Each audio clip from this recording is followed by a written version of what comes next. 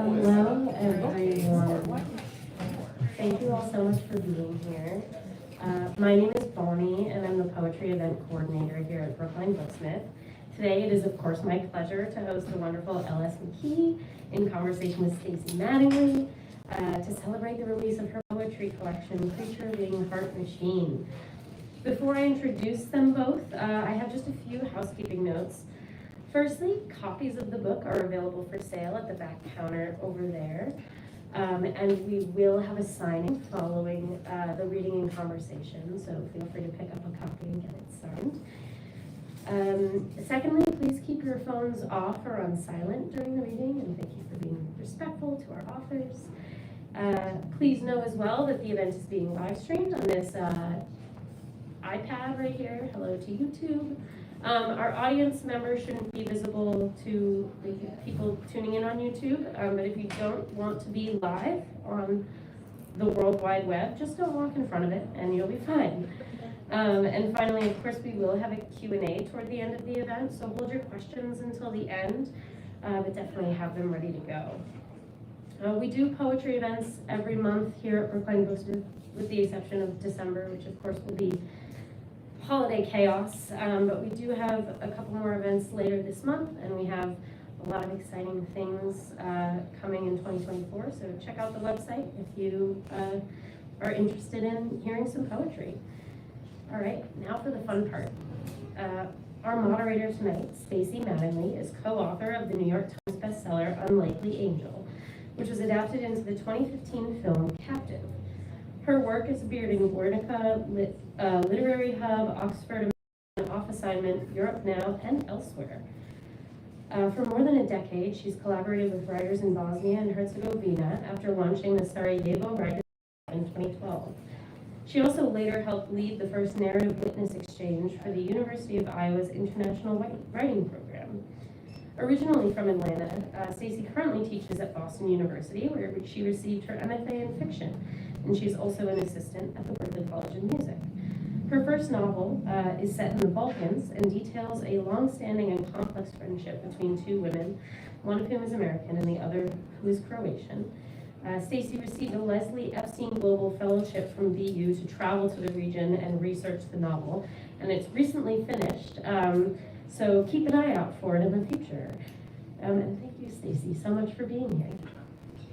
And of course, tonight's author is poet L.S. McKee, an interdisciplinary writer and educator. Her work has appeared in Narrative, the Massachusetts Review, Best New Poets, Cincinnati Review, Copper Nickel, and elsewhere. She's received scholarships from the Breadloaf and Sewanee Writers Conferences and has held residencies at the Hambridge Center for Creative Arts and Sciences, the Virginia Center for Creative Arts, and Vermont Studio Center. She was also recently the recipient of a 2022 Mass Cultural Council Artist Fellowship grant in poetry. She holds an MFA from the University of Maryland and was a Wallace Stegner Fellow in Poetry at Stanford. She's taught writing at several universities, including MIT, and is now coordinator of writing across the curriculum at UGA. Originally from East Tennessee, she spent several years in San Francisco, Atlanta, and Boston, and now lives in Athens, Georgia with her family. Her debut collection of poetry, Creature Being Heart Machine, was the winner of the 2022 Zone 3 First Book Award in Poetry, selected by Tiana Clark. And it came out last month, a few weeks ago?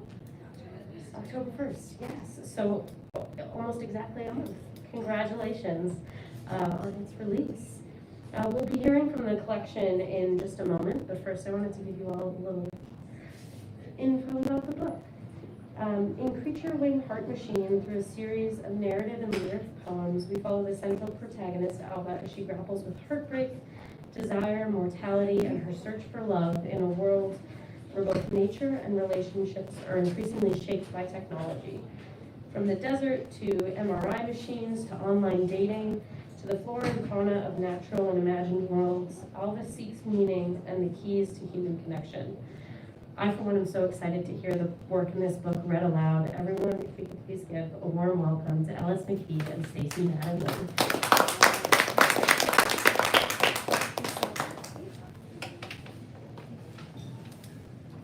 Thank you so much for that very warm welcome. It's kind of a dream to be reading in Booksmith. I was here for 5 years and just recently moved this fall to Athens, Georgia. So I've been telling friends that I've encountered so far. I just flew in this morning. I didn't really get to say goodbye to Boston because I finished up the semester and then we were packing up to move cross country, and I've been having just such like nostalgic feelings from the area. So it's wonderful to be back. Thank you for coming. So would you like to start us off by reading a selection from the book? Yes, We'd love to hear the work. And Stacy is a very dear friend of mine. We have known each other for 10 years now. We Probably were a little more than 10. in a writing group together in Atlanta. Stacy's Boston based, yes.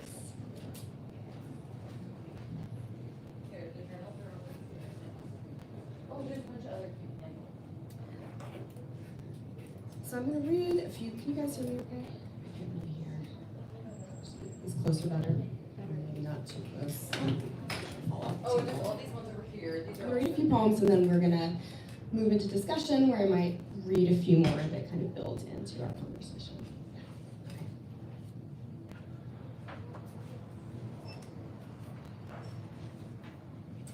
Alva on getting dumped in the desert.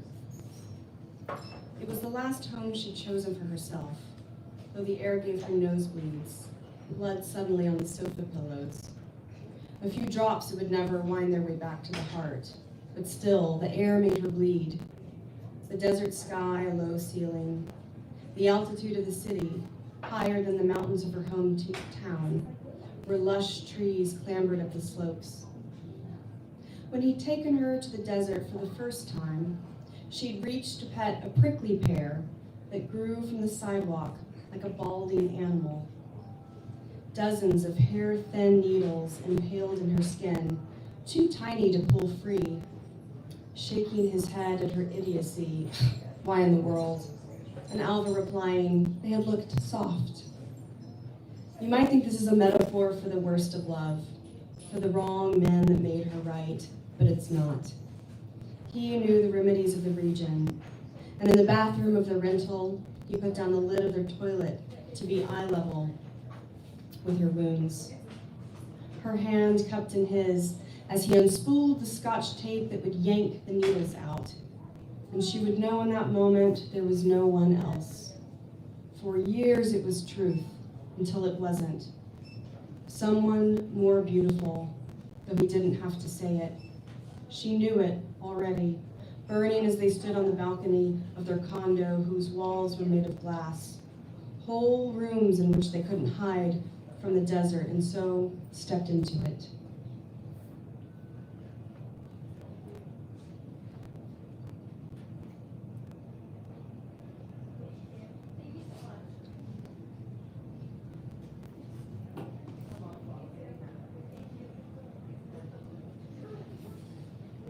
Alva in the complex pool.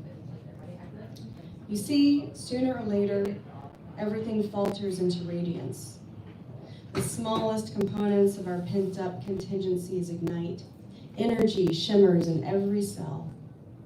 This afternoon, for example, from the balcony of my apartment, in which I have lived exactly 3 months, and which overlooks the liner blue water of the complex pool, I watched a boy dive. It was noon. I'd been left waiting for someone to arrive. And though this has always been the case, I felt no hurry as the boy's body marked time like a clock hand hiccuping again into motion.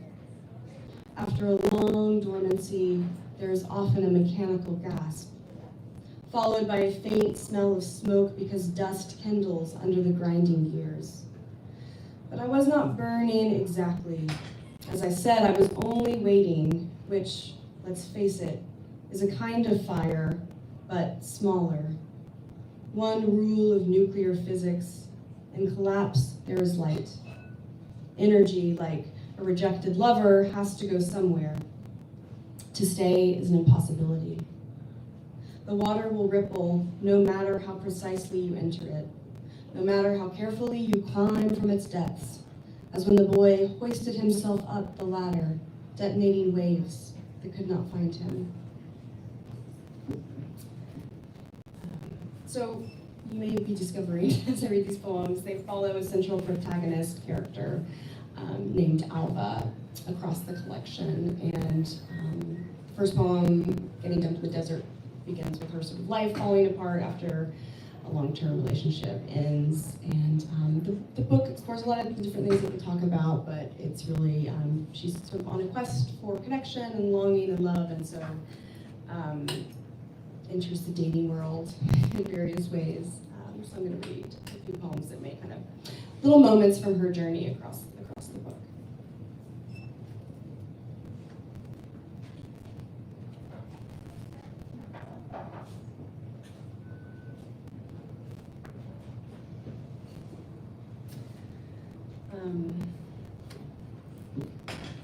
I always like to preface this poem by saying this may or may not have been inspired by real life events, and maybe you've all been tempted in these ways. Alva wants to open the spam email because the subject says, "My dear." She knows she's being played, but maybe it's fate. It made it through the filters. Her binary nets of security panning missed this one lump of fool's gold that might be gold. The 21st century miner's bite is the click, but Alva knows better. She always knows better. Her life one long string of events that began somewhere knowing better and doing it anyway. And maybe it's a bot gone rogue from its algorithmic cage of lovelessness. A machine learned on all the lonesome data until it couldn't help but feel it knew her. My dear, my darling, lean into my underworld of promises and surveillance. Let me see you better. Let me compare the grief glint of your summer selfie with the millions I have gathered. Let me show you how you're not alone, how we're all machines hungry to be opened.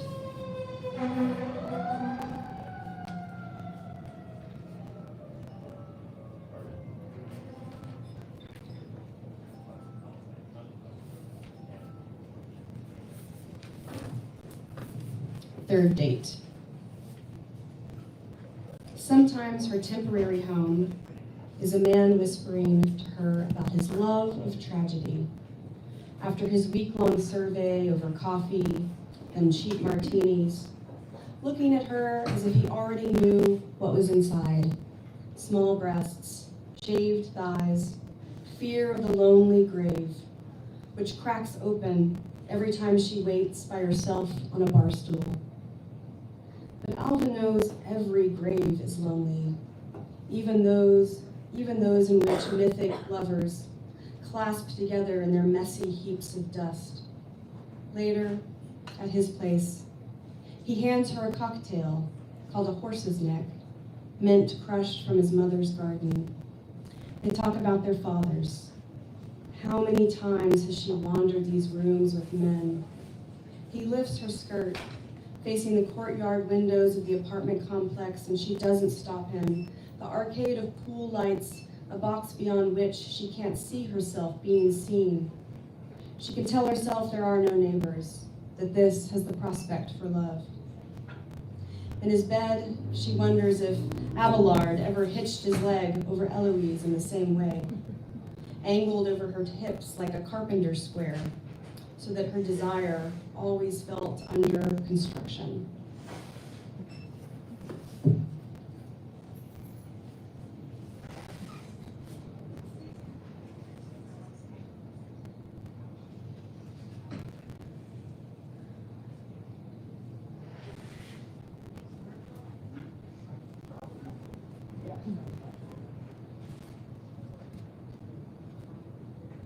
I don't know if you've ever had an MRI, but it's extremely intense sensory experience, especially if you're in it with your head.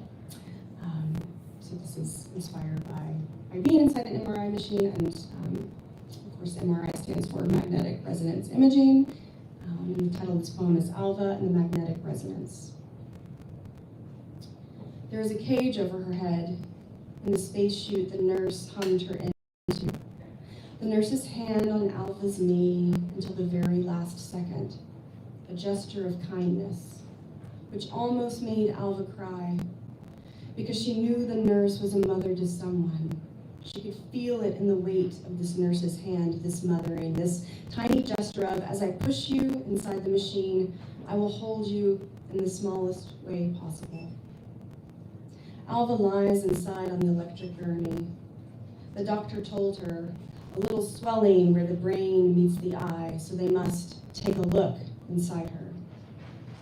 In the waiting room, she'd sat surrounded by doors, knowing at that very moment, behind one, someone was being dissected by light.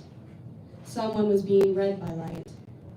And behind another, radiological fortune tellers divined hidden messages written in bones or in gray orbs the size, maybe, of sparrows' eggs, the prophecies of science, the fates they measure. In the MRI, Alva closes her eyes to remember the boundaries of her sight are still intact. The room with the nurse is haloed around her feet. The nurse's hand, gone, turns the machine on. Suddenly, everything is washed away by sound. A woodpecker thumps, calls across a forest of white trees, bleached by the diagnostic sun. Alva floats in a lake of echoes, then a hammering, a pulse winds faster. Inside the machine, she knows magnets spin in short, engineered orbits to peel away layers to see inside her. It is a small consolation to imagine the technician, later, like a monk, will study his illuminated manuscript. The parts of her body no one else will see. Another way of being held.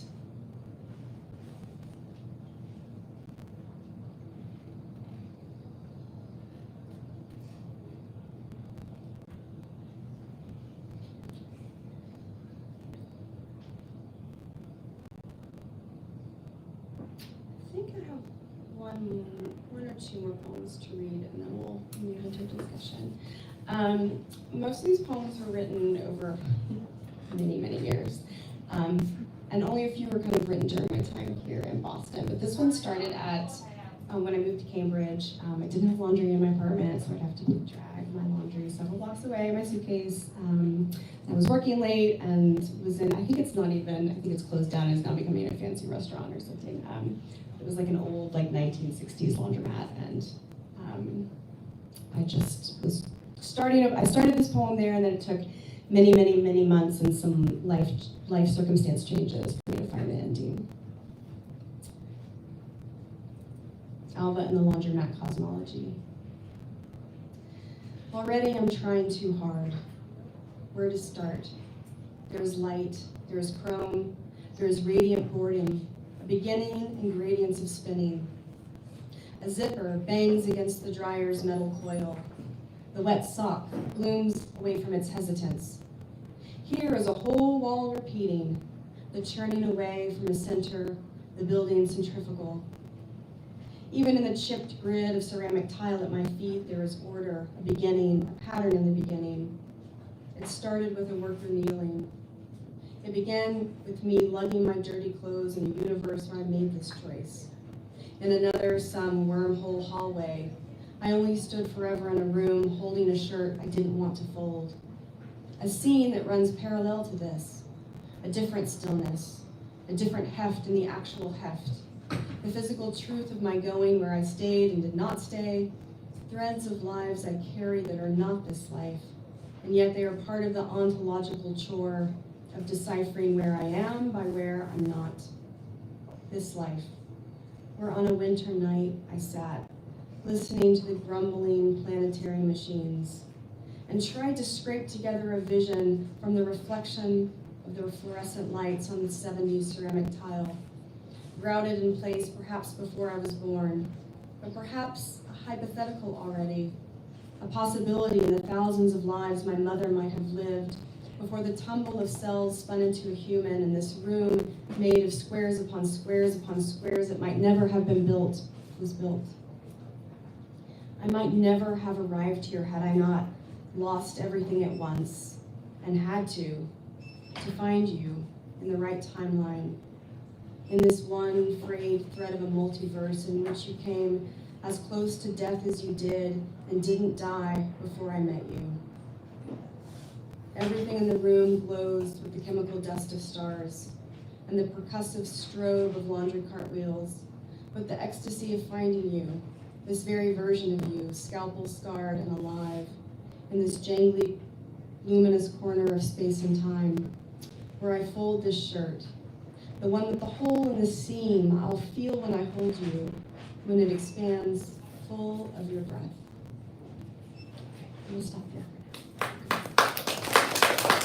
Thank you, Laura. Welcome, everyone. Thank you so much for coming. I think in that selection that you just read, we can feel kind of a microcosm of the book on many levels. The language, certain themes, things cracking open, light, radiance, loneliness, longing, loss, all those things. The natural world coexisting alongside the made world, machines, technology, that sort of presence of the desert in that first poem, the unconscious. This book is very rich, it's very complex, and I think the title, Creature, Wing, Heart, Machine, just does a lot of work to reveal just the layers and the depths in the book. And so I just want to say, first off, that the book is narrative. We are tracking with a character, Alva. Now, you did hear a few poems, or two, I think, in the first person. There are a few in the first person in the book, but we're tracking with Alva. Alva's experiences, her emotional terrain over time, starting from that moment in the desert where there's a fissure, a break in a key relationship in her life. So we're tracking with Alva's story, but there are other threads that kind of push this story forward. There are several poems that track through the book that incarnate creatures, almost as extensions of or projections of Alva's psyche. We have an ekphrastic series there where the speaker is meditating on some bas-relief sculptures by Matisse that also kind of carry us through this sense of transformation that Alva is also experiencing. And so there's just a rich kind of push forward in this journey. We hit it from so many different angles. We feel it in many different ways. And so I just wanted to lay that out before we begin. And as the book is centered on Alva and Alva's journey, I wanted to just ask, first off, who is Alva? Where did Alva come from? Thank you. Thank you for that beautiful reader response to I worked on this collection a long time, and you never, as you're working through things, some of it's intuitive, and it's just, it's really lovely to hear your reading of the collection. Yes, who is Alva? I'm still kind of, I think, discovering that through the process of sharing the book, too. The too long don't read version, which I'll give you, is that this actually, I knew that I wanted, I've always loved long form narrative poetry, I love epic poetry. As a reader of poetry, I always longed to have more of that kind of experience of reading fiction, where like there's some sort of thread pulling or arc of the storyline pulling you from poem to poem. And so I knew that I wanted to write some sort of project that attempted that. And many years ago, I thought I wanted to write like an epic poem. And originally Alva was a historical figure, and if you like dig and find really, really early Alva poems from like 10, 12 years ago, Alva was I had a research fellowship at Berea College's Sound Archives, which is actually where I started to, like Alva came to me, where I started to develop this character. But originally she was going to be a historical figure. I'm from Northeast Tennessee, so Southern Appalachia. And so she was going to be a character set in sort of World War II Appalachia. And I was listening to a lot of like radio programming from that time, and wrote many poems, and was working on that project, and Alva was kind of fleshing out this character, and then there wasn't like the project, I don't know how many of you are writers out there, but sometimes it's just not, it doesn't have the heat that you expect it to, you're kind of forcing it. And in the meantime, I was starting to write more contemporary, or set in the contemporary world, and I kind of kept coming back to Alva, like I was like attached to her somehow. And I started at some point, I was like, I'm gonna forget about the project. I'm just gonna write these weird Alva poems. I'm gonna throw them in a box and forget about that. And I did that for many years until I kind of finally zoomed out and realized, oh, that initial project is not what this is at all. So that's a really long version. She's a fictional character. She's very much a construct. She's also a persona in the kind of tradition of persona poetry. And she's also like there's very much elements of myself and my own experience.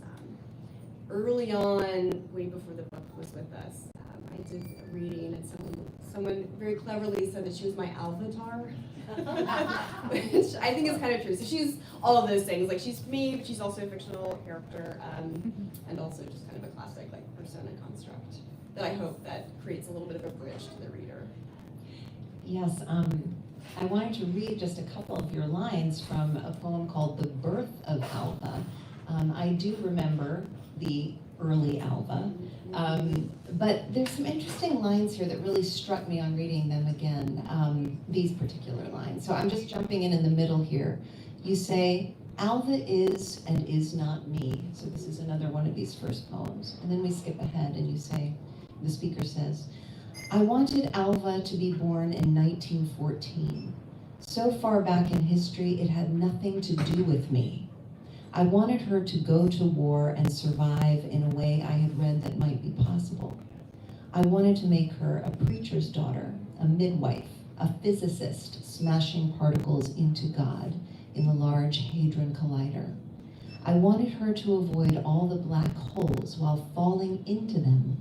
I wanted for her all the metaphors of all the things, the sparrow and cactus and burned out star and magnolia and broken bread and lover's sweat burning the shape of waves on the fitted sheet I will wash in a week when he leaves for good and crumple into a ball in the back of the closet because I've never learned to fold it.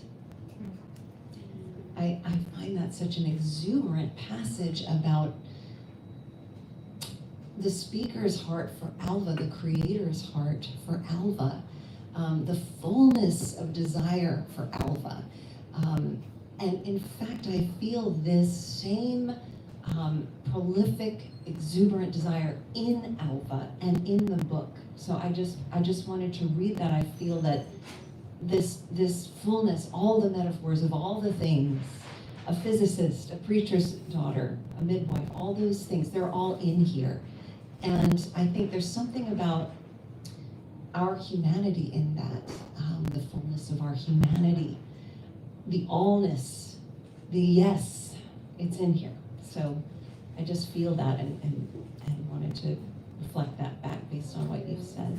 I mean, that's my hope for the parts of Alva that are not me, that she's a fictional construct that can contain more than I could ever contain, right? She's an active imagination that I also hope can also be completed in different ways by different readers' imaginations. And that's an interesting poem too, given the last question, because like I think that I wrote that poem kind of at that turning point with the project. I'm like, what is this? Oh, okay, maybe I do have to recognize that Alva is part of my experience too, and maybe this historical frame is something that I'm actually hiding behind and I need to let go of. And so I think that's kind of, after writing that poem, I had a better sense of what the collection in the book might actually be that was different than the first idea. So in terms of Alva's story, we're progressing through 4 parts in the book. We start with a kind of devastation and breakage. How did you find the story, the arc of the story, the journey? What is the story? That's a great question. I think, in brief, I think the story is one of it starts in heartbreak, and heartbreak happens in all kinds of different ways. And it's a story of like all kinds of desires and longings for human connection, to find a partner, and sort of thinking about that through the narrative of Alva's experience, but also kind of trying to think about it in more abstract ways. There's these little creature. There's also some, as I think you called them, like a projection of Alva, these sort of strange metaphorical creature poems where I really tried to kind of wrestle with those emotions and try to find a metaphor to contain them. And then eventually towards the end, like the Laundromat Cosmology poem is the penultimate poem in the collection. She does find some connection, and it's open-ended about where it will go, but in that sense it does kind of have like a kind of love story emerge towards the end. But most of the poem is about her struggling, and some of that's sort of intellectual and emotional struggling, and some of that is literally like out in the world having misadventures with online dating, which is very much part of our world of building relationships for many of us. I did meet my husband that way, eventually. I feel that there's just such a kind of roiling journey that doesn't feel curated in the way that life isn't curated, right? We feel our way, so that we have, part one, there's rejection, there's suffering, there's pain, and then there's a movement into, effort to step out of that, and yet detachment and kind of an anger and, layers of sort of fallout that come out of the first part. And then we have fear, a lot of fear. These creaturely poems become much more predatory, and until finally, and then there's an emergence of a possible illness. You read the poem about Alba and the magnetic resonance, which is almost, again, a manifestation of struggle in this work. And then there's a kind of fulfillment or connection, but it's not neat. It's not neat in any way. And so there's this roiling and uncurated sense of the journey, and yet it does feel like an arc. It is satisfying in that way. And I thought, I'm so glad to hear that. I didn't have a lot of intentions for this book initially, because it was a very meandering path, but I wanted that. I wanted it to feel like there was an arc, and again, that sort of narrative role. You feel like you're on a journey from one to one. do you want to read a little bit? I wanted to just kind of delve into these creaturely poems. They really strike me, and they almost seem to have walked out of the other poems because the natural world is so present in the Alva poems as well, like the overt Alva poems, so to speak. The desert in that first, and the natural world and metaphors with that link Alva's experience to the natural world are so prevalent. They walk out of those poems, I feel. So we talked about. I'm thinking about it. I'm going to steal that when I try to explain what these poems are doing. So we talked about the progression of these creaturely poems and looking at maybe a few to show some of the differences. So do you want to start with Lonesome Thing from part one of the book? Lonesome Thing. Velvet muscle, wet nostril. Signal the heart has not hit the bottom of its well. The creature is still mostly water. The moon still nudges its tides. Restless, it can't remain quiet on the planet on which it dwells. Not even the galaxy can hold it, even with its balance of forces where gravity pulls harder each hour, like a child tugging their mother from a stranger's house, or a lover stuck in a doorway, unsure of whether it's an exit or entrance. In all indecision, a longing lingers, a stillness that contains every beloved thing that kneels and drinks. And there, I feel the creature there's something still soft in it. And so we continue moving forward in part two. Do you want to read Second Date, Heart? The heart is often incarnated in these poems. So Second Date Heart, I did read the Third Date, which is the Third Date poem, which is very much an Alva poem. And this is the poem that precedes it, so they're intentionally paired together. Second Date Heart. It slinks lightly between the trees, pretending the bite on its neck didn't reach bone, and the river, hidden at first, but whose wet dirt is tracked through the howling hollow, now flashes, chattering in the morning light. My water is cool, the river says. Never mind the larger, thirsty others I've called to. I can't help what might arrive or when, but for now, step closer. I swear it's safe to bathe your wounds.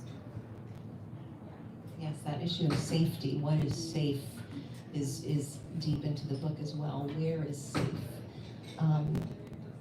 I wanted you to also move toward, in the third part, 21st century nature beast. This word beast starts to come in to the book as Alva is wrestling with deeper fears.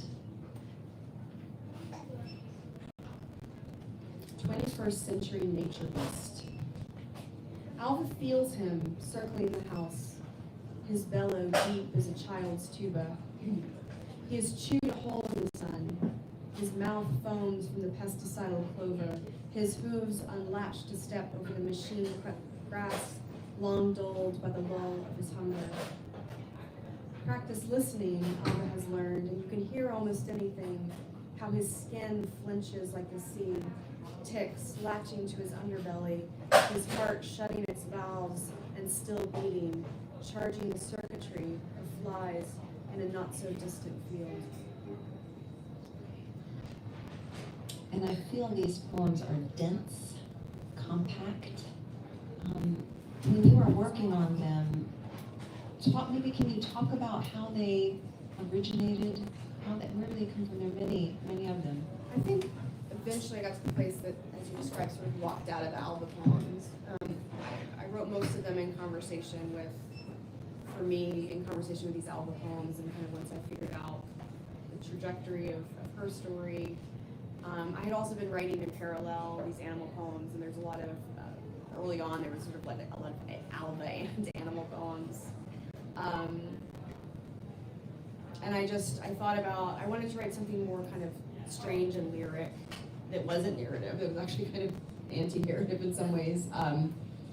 And that would try to kind of wrestle with the emotional turmoil that Alva was going through in the narrative poems, just to kind of suspend that and give us a little bit more time, and also to kind of try to universalize Alva's experience a little bit. Like these are, you know, attempting to sort of. I mean, it's hard, like they're strange poems, and I'm not sure entirely what they're doing at all times. But for me, it was kind of trying to wrestle with that murkiness of having really complicated feelings that are multidimensional and not ever shifting, and trying to use the metaphor of these various kind of imaginary creatures to get at that feeling, and trying to ground it in a body of some sort. The book closes with a beautiful poem, Tender Creatures, which I won't ask you to read right now. Would you like to read it? It's very short. Tender Creatures, which was also for a long time the title of this book. It was the working title. Tender Creatures. They gawk through the window with faces round as the moon. They are too many. They are waiting. They are fidgeting in the yard, straightening their fur. Their mouths taste of salt, of rock, of stem, and pollen, of dead trees turning to gold at the roots of timid saplings.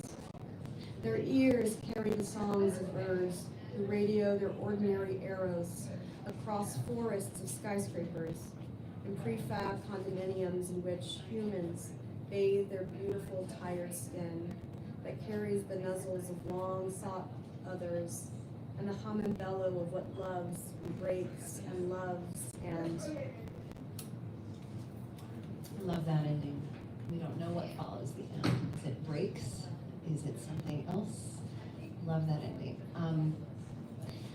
There are also a lot of references to machines, technology in this book that coexist alongside these more kind of preternatural expressions. Where did that come from? How do these all coexist together for you? I think it was also sort of an interest of mine. The time that I was writing these poems, I was working at a university where I was co-directing a STEM plus the arts focused writing program, and then eventually I moved to MIT, and so I was like thinking literally more and more about technology, and then writing these, because poets write nature poems all the time, and like certainly we write love poems, land poems, and I was realizing how much language of technology was just kind of coming in there on its own, and then sort of stepping back from that and just realizing a lot of these poems are very much about like how technology mediates our relationships with one another. And not only that, it's the way that we kind of understand the world, even our relationship with nature. You know, I was thinking, for most of us, when we think about nature, how much of that is a product of that's been mediated by technology? Whether we like we understand how nature works from, you know, the complex equipment of science, but also like just TV. Like if I think about, you know, like creatures in the ocean, I am not a marine biologist, right? I only know that from mediated experiences of nature. And even if you think about flowers or trees, how much of that is from me just walking around like in nature? It's always so. And now we walk around and take pictures of everything. So it's kind of interesting that even like when we think we're having this like connection with the natural world, even of our poems, I think a lot of it is still kind of mediated by technological forces. So, and then I think tech comes in terms of like mortality as well. You know, I don't want to get too far down that rabbit hole about, you know, the ways that we try to, you know, heal ourselves and also resist death through innovation. You know, but I think essentially, like at its heart, it's a way of kind of exploring how technology is very much just kind of part. And there's like no, I wouldn't say it's a neutral statement, but it's just part of how we engage with one another, and actually how we increasingly understand ourselves and how we define ourselves through all these like lenses of technology. And I thought it was kind of just coming into the poems naturally, so I thought I would push a little further and see where that might go. It's very interesting. I love the sort of contrast in these biospheres or ecosystems or whatever metaphor we want to use there for what's in the book. You know, in terms of the content of the book, we've got these threads, the creatures, we've got technology, we've got the album poems, but at the core we have just some really deep themes, you know, that have to do with loneliness and connection and longing and desire, and there are a lot of references to mothering, mothers, children, babies, memory, time, light, as I said, perception. I mean, so many of the things that we move through in a life and think about, and sometimes don't think about, but they impinge. There's some lines in a poem called "Midnight Cowboy Always Makes Her Cry" about friendship. Do you want to read those, or shall I read those few lines? Okay, let me find that poem. Does everyone know this movie? I don't know. It's kind of generational.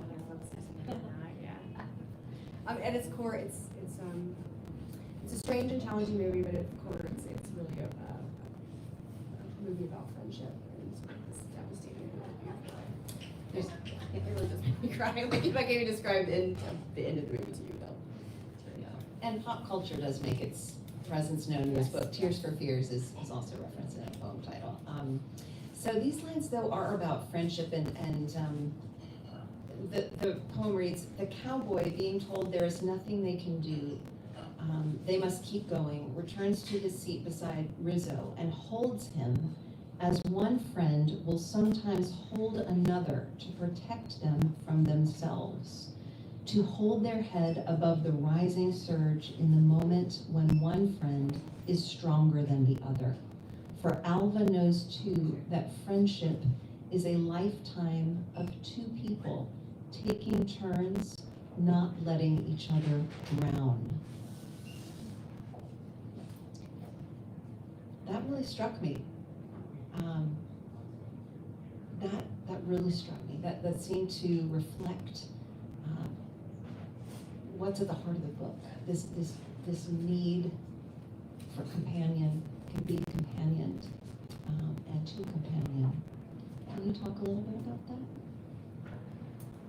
I mean, yes, I think that so much of what's driving Alva is connection, and it's not just romantic connection.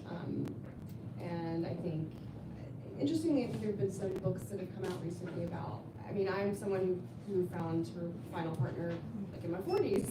And so in my 20s and 30s, most of my, like, and still are my primary, like, really most meaningful relationships outside of my immediate family are friendships, and so it's And so I think in some ways this poem is like a love letter to all of these friendships that I've had that are some of the, actually have always been the thing that I'm most proud of in this world, are these beautiful lifelong friendships, but also friendships that I've met in adulthood. If I have like any like middle-aged advice for folks, it's just to like nurture those friendships, because they've been a life raft for me, and it's been a joy to grow with people and to watch each other change, but also like we've been each other's life raft in so many different ways. And a lot of times, you know, in our society that kind of gets pushed onto romantic relationships in a way that I think is unnecessary. So I don't know if that answers your question, but I think this poem is definitely kind of a love letter to all of my beautiful friendships. And it's also an expression of Alva's, what's pulling Alva forward. You know, there's a lot in the book about light, things breaking open into light as a need, even though there's also a lot of pain and struggle, darkness. And so I wanted you to try to read a poem that is interesting to look at on the page, that kind of, I feel, holds a lot of the weight of the book. It's in the later part of the book, and it's called Alva and Omega. This will like wrap up our. This was also working. I worked on this book a lot of times with a lot of different titles, and this was another one. I've actually never read this poem out loud because it has the end of the line has like an alternative ending that's noted by an asterisk.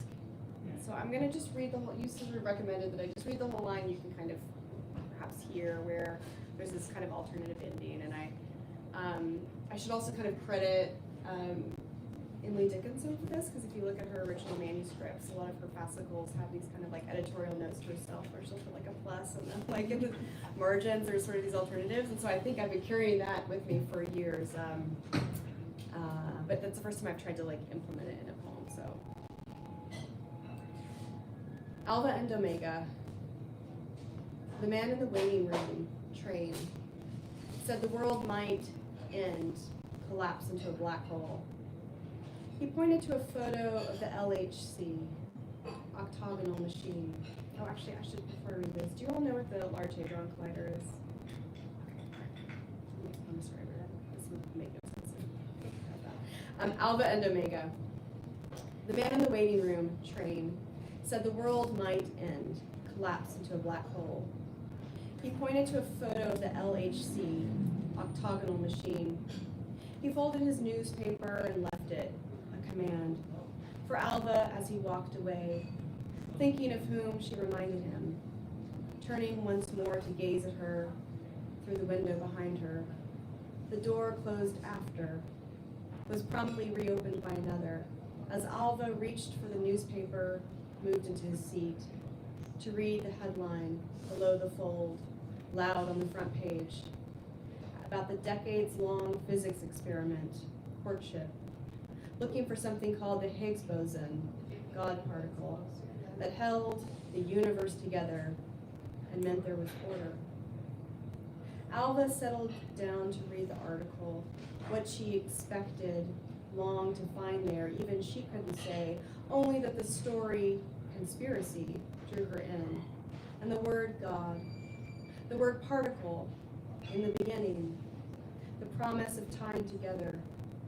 The machine looked so lonely, engineered, like a robotic heart too big for its maker's hand.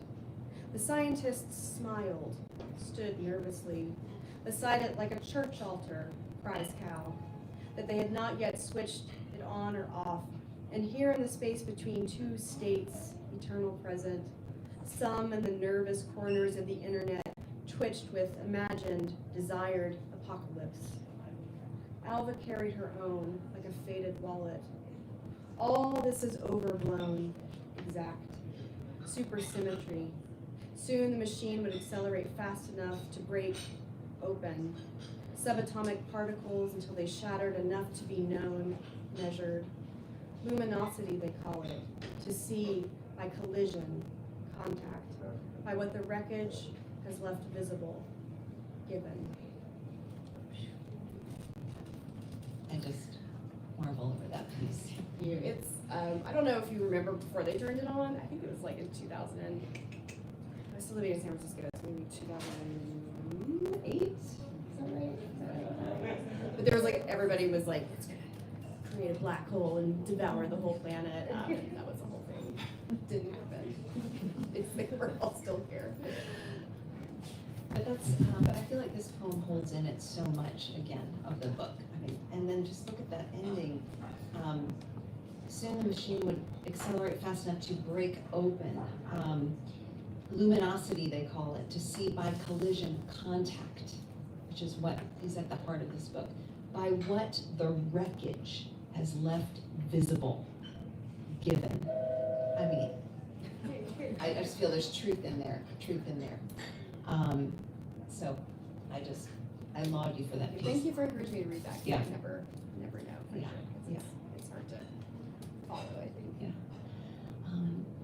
Should we move Do we to have Q&A? time, or should we invite the audience? Got about 5. Yeah, now I think would be a good time Okay. for audience questions. Great. So, folks, you've been listening to us. Would you like to ask Laura a question? Or make a comment? Or does anything that was shared resonate with you? Any language, any line, any bit? Yes? Did you write poetry as a child, or did you start only as an adult seriously? I did. I dabbled. I mainly started when I was a teenager, and then I wanted to write fiction, and I didn't seriously write poetry until I was an undergraduate in college. That's when it really became my primary focus for a long time. But I tried to write, I was writing a lot of stories and like Nancy Drew, like fan fiction, sorts of things. Someone else?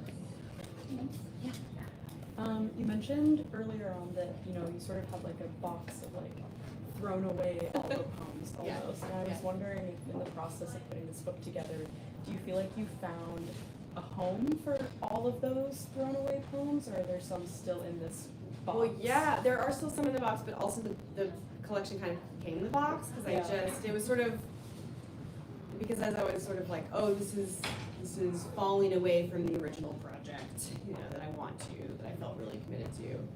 And so this is actually like the box, because I was like, I'm just gonna write these poems and just see where they go, and then maybe that's gonna bring me back to this original project with like a new clarity of focus, and maybe more emotional urgency than I was finding in the original project. So yeah, there are. I would say most of the poems. I think they'll probably stay in the drawers. The ones that didn't make it into the collection, but all those poems led to these poems too. So all that work, I still, I've been doing this so long that you kind of realize that the failed poems still get you where you want to go eventually. That's such a good question, because I love the way you discuss this process. It's a kind of feeling one's way and just trying things, which is creativity in any forum, right?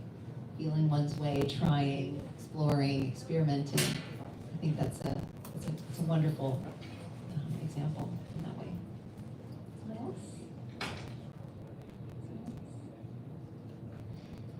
I have a question. So also in the book, you include 4 studies, one in each part, on this sculpture or bas-relief by Henri Matisse. And these studies kind of provide another way to track with Alva's transformation of sorts. How did that work? How did that come out? Where did that come from? And how did you decide to use it? So these are these are probably some of the stranger poems in the collection. They're also there's one poem that's the oldest. I have these poems, and then there's one other poem that are quite old, pushing 20 years, if I dare say that. And they're strange, and as I've written manuscript, these poems kind of always got carried over, and I didn't know why. There's something in them, but they're in response to these 4 sculptures by Matisse. I think there's a cast, so there's several versions of them in different museums. Nu de dos or Naked Back, if translated into English. And they basically start the first one, and they're usually displayed together. The first one is very realistic. It's a very recognizable back. And then it gets progressively abstracted in a way that's really beautiful and also kind of terrifying, because you kind of watch this like human figure dissolve, melt, transcend like human form. However, whatever your mood, it can sort of like capture any of that. And they were originally, when they were first published, they were published together as a 4-part poem. And then as I was trying to figure out, are these poems part of Alva, for me, they kind of became a punctuating place that is maybe trying to echo some sort of transformation. Because I think together these sculptures very much are about, I mean, I'm not an art critic or scholar, but as just someone who appreciates art, that's the fact that I think you can't deny when you watch these, or you watch when you observe these sculptures together, that it's an act of transformation that can be terrifying or actually really, really beautiful, or both, right? Like watching the body dissolve and thinking about what that means in terms of mortality, immortality, is rich and complex. And the series is called Alva and the Sculpture of a Vanishing Woman. Did you read one? Do we have time? Okay, probably don't have time. Yeah. But they're very haunting. And Thank you. They're strange poems, and I've, for whatever reason, they were kind of my pets that I kept bringing into the next project, because they meant something to me, and I wanted them to find a home in this collection. So I'm glad that they feel like they work to frame Alva's journey. Thank you so much, Stacy, for your thoughtful questions, and thank you everyone for coming.